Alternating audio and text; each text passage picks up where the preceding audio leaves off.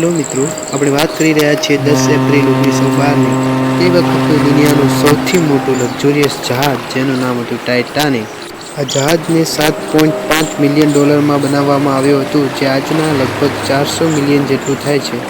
જહાજને 269 મીટર જેટલું લાંબુ બનાવવામાં આવ્યું હતું. સૌ પ્રથમવાર તે સાઉથહેમ્પ્ટન, ઇંગ્લેન્ડથી ન્યૂયોર્ક તરફ જાય છે.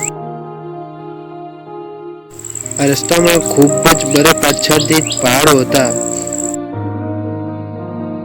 14 એપ્રિલ 1912માં તેને 7 વાર આઈસ વોર્નિંગ આપવામાં આવે છે, પણ કેપ્ટન તેને ઇગ્નોર કરે છે. આઈસ વોર્નિંગ આપવા છતાં પણ આ જહાજ 40 કિલોમીટરની ફૂલ સ્પીડે ચાલી રહ્યું હતું.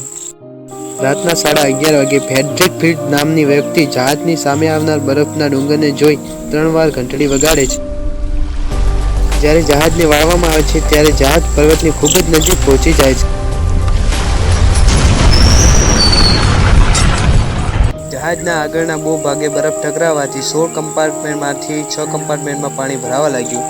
ત્યારે કેપ્ટન જ્હોન સ્મિથ દ્વારા જ્યારે ચકાસણી કરવામાં આવે છે, ત્યારે ચકાસણી કરતાં જાણવા મળે છે કે આ જહાજ તો હવે ડૂબી જશે. છતાં પણ બધામાં વિશ્વાસ છે કે આ અનસિંકેબલ જહાજ કોઈ પણ રીતે ડૂબી શકશે નહીં. પરંતુ વધુ પાણી ભરાવાથી લોકો સમજી જાય છે કે હવે આ જહાજ તો ડૂબી જશે. જહાજના અધિકારીઓ દ્વારા રોકેટ છોડવામાં આવે છે.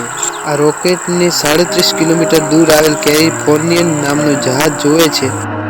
કેલિફોર્નિયન જહાજના કેપ્ટન લોર્ડને લાગે છે કે આ તો કરોડપતિઓનું જહાજ છે. ત્યાં તો પાર્ટી ચાલી રહી હશે, જેના રોકેટ ચાલી રહ્યા છે. કેપ્ટન લોર્ડ પોતાના સાથીદારોને સમજાવે છે અને આ સંદેશાને અવગણવાનું કહે છે.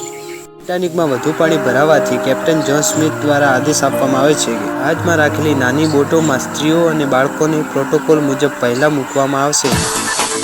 ટાઇટાનિક દ્વારા વારંવાર સિગ્નલ આપતા 107 કિલોમીટર દૂર આવેલ કાર્પેથિયા નામનું જહાજ આ સિગ્નલ પકડી લે છે. કાર્પેથિયા જહાજ ટાઇટાનિકની મદદ કરવા માટે તેની તરફ આવે છે, પરંતુ તે 107 કિલોમીટર દૂર હોવાથી તેને આવતા 3.5 કલાક જેટલો સમય લાગી શકે છે. જોતજોતામાં તો આ અનસિંકેબલ જહાજ પોતાનું અસ્તિત્વ ગુમાવવા લાગ્યું.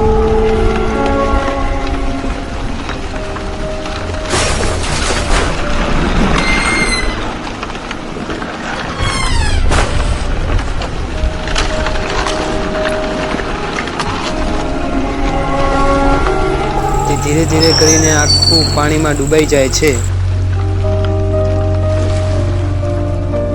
એમાંથી કેટલાકને તરતા આવડતું હતું, પરંતુ તે પણ ઠંડા પાણીના કારણે મૃત્યુ પામ્યા. લગભગ 3:30 જેટલા વાગ્યે કાર્પેથિયા જહાજ ત્યાં પહોંચે છે. બોટમાં રહેલા 705 જેટલા લોકોને કાર્પેથિયા બચાવી લે છે.